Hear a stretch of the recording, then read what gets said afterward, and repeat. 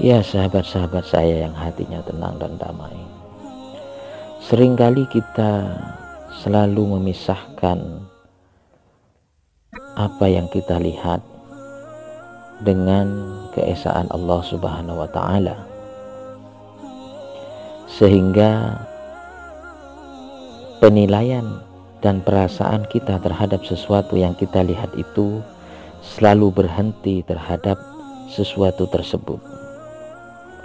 Padahal jika kita selalu menyambungkan penglihatan kita terhadap sesuatu dengan Allah Subhanahu wa taala, maka kita akan cenderung selalu menghargai dan menghormati sesuatu yang kita lihat itu.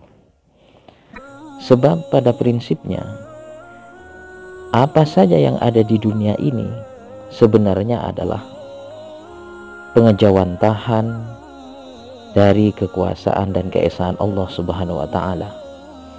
Sebab tidak mungkin ada sesuatu apapun di dunia ini tanpa izin Allah Subhanahu wa taala. Dengan demikian, manakala kita mampu menyambungkan atau menghubungkan segala sesuatu dengan keesaan Allah Subhanahu wa taala dan meyakini serta merasakan bahwa apapun sesuatu itu bentuknya, bahwa itu berasal dari Allah Subhanahu wa taala, maka kita akan selalu melihat cerminan-cerminan atau keesaan-keesaan Allah dalam segala sesuatu yang kita lihat. Sebagai contoh misalnya sahabat-sahabat saya yang hatinya tenang dan damai, manakala kita melihat orang kaya dan kita hubungkan dengan Allah Subhanahu wa taala, maka kita akan menyimpulkan kekayaan orang itu, adanya orang yang kaya itu tiada lain atas izin Allah Subhanahu wa taala. Sebaliknya, manakala kita melihat orang miskin lalu kita juga menghubungkan dengan Allah Subhanahu wa taala, maka kesimpulannya bahwa adanya orang miskin itu tiada lain juga atas sepengetahuan Allah atau atas takdir dan kehendak Allah Subhanahu wa taala. Sehingga dengan prinsip semacam itu, maka kita akan selalu menghormati segala sesuatu apapun kondisi dan bentuknya.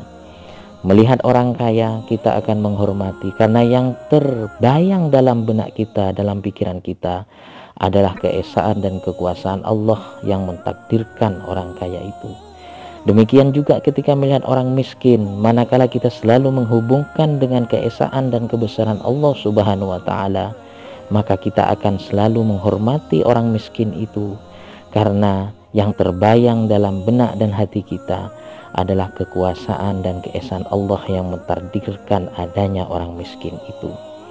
Bahkan tidak hanya kepada manusia, jika kita juga menghubungkan adanya sesuatu, binatang misalnya, dengan adanya keesaan Allah Subhanahu wa taala, maka kita pun juga akan menghormati adanya hewan yang adanya itu berdasarkan izin dan keesaan Allah Subhanahu wa taala. Bahkan kita harus meyakini bahwa tangan yang menciptakan hewan itu juga sama dengan tangan yang menciptakan manusia, tangan yang menciptakan para rasul dan nabi, tangan yang menciptakan langit dan bumi beserta segala isinya.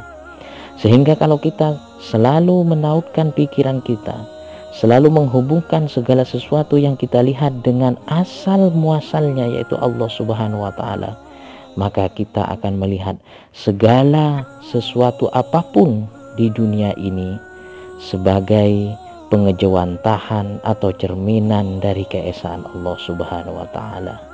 Manakala itu yang terjadi, pasti dalam pikiran kita akan selalu menghormati segala sesuatu itu, siapapun itu, apapun itu. Demikian juga ketika kita melihat pemerintah, pemimpin yang memimpin kita, pemerintah yang mengatur segala roda pemerintahan negara ini, kita akan selalu menghormati pemerintah menghormati pemimpin, menghormati presiden.